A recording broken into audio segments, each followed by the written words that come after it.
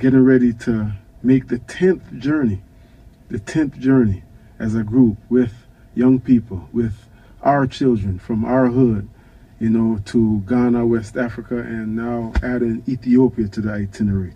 So I want to welcome to the studio our brother Cashawn Meyers, Binghi Shawn, Ras Kofi, as well as one of the youth that's going on the journey, little homie, Dub Anwar. What's going on?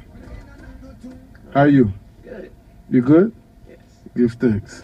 Binghi Shawn, how you doing, King? I'm giving thanks, man. Glad to be here again. I was just reflecting on that, like the Healer's Garden Club. True.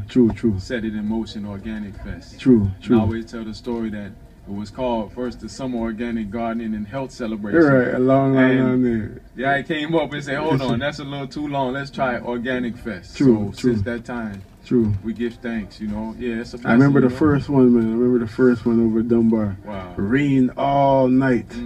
All night. We was in the studio too. Yeah.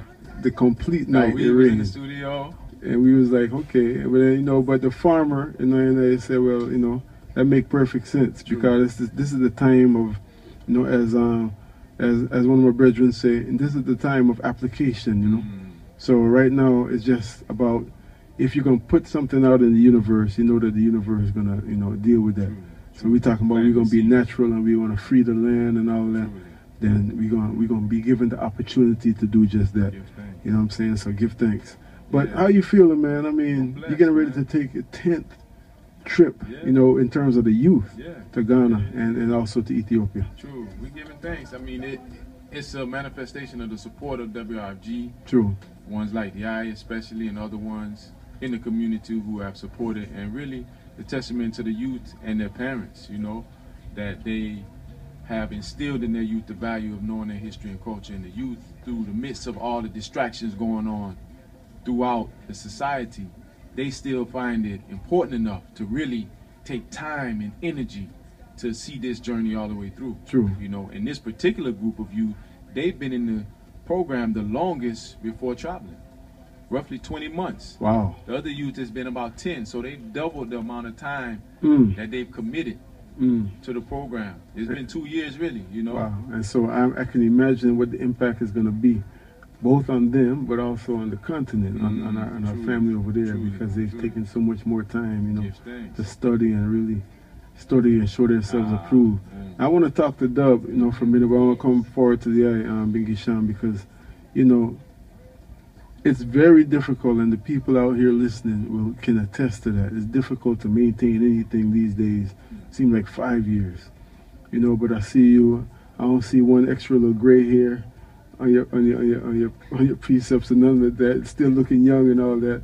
But being able to do this along with your wife and so many other people who have been integral in that mission, in terms of Habesha, guiding the youth and taking them through this program, which is not funded, just like WRG ain't funded by corporate sponsors.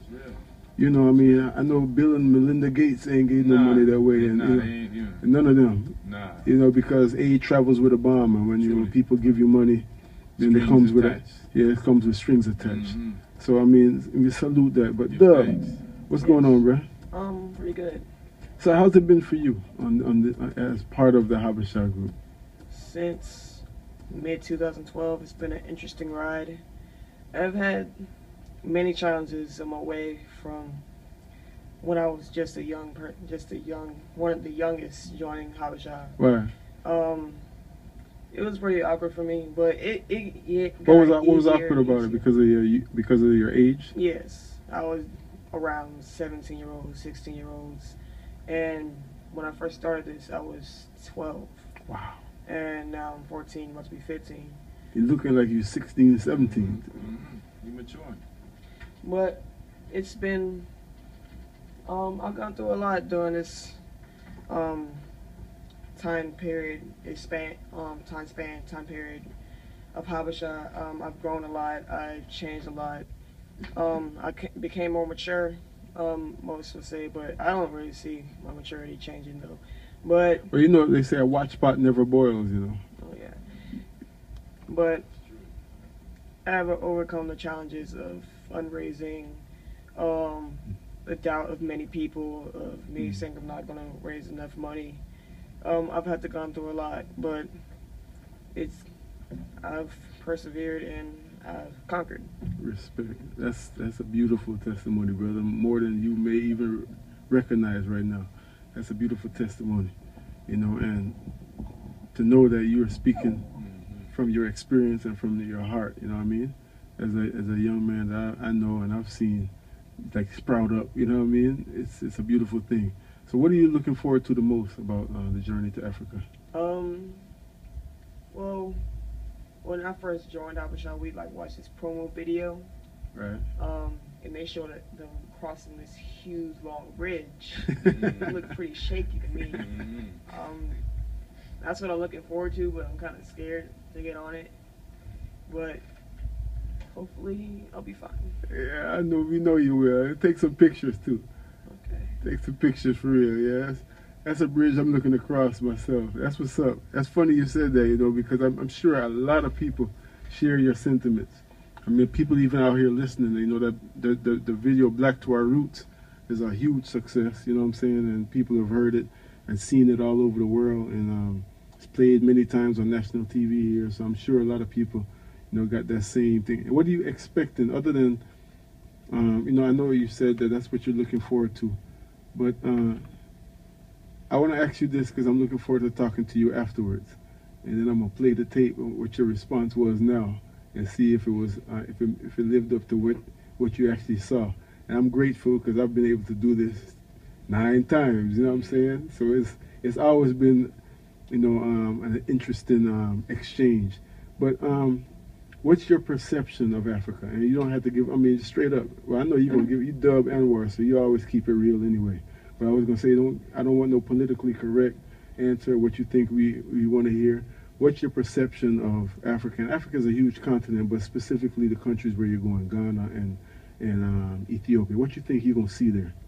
I think I'm going to see a lot of things. I think I'm going to see a lot of, I wouldn't say unusual, but things I'm not used to.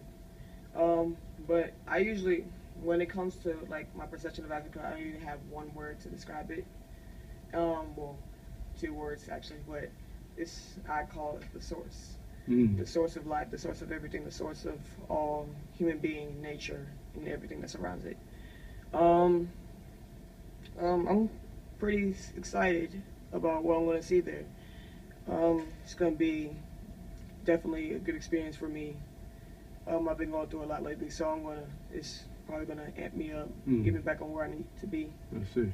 But yeah, it's going to be pretty good experience. What kind of music you think you're going to hear there? I thought I was going to hear a lot of reggae, but I'm not sure.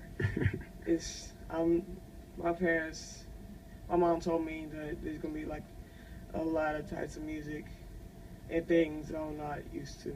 Because I usually sometimes I usually listen to rap or like piano covers of pop songs and stuff like that. But it's going to be a lot of different songs and types of music that I'm not used to. And how about the food? I've had a lot of African food here in the United States, so it shouldn't be that much too of a difference when I get there, but it's gonna be an impact on what I'm used to, like on the Saturdays and Sundays meals. But you know, that's what's up. I'm really looking forward to having that conversation with you, asking the same question when you come back. But, you know, safe journey, man. We know we're going to see each other before then. But, you know, much love, you know, from the whole community out there listening. You know, this is the thing about that I can attest to as well is that the Atlanta community and surrounding communities have really put their arms around, you know, the Habesha, program and really have been a great source of strength. So, much respect.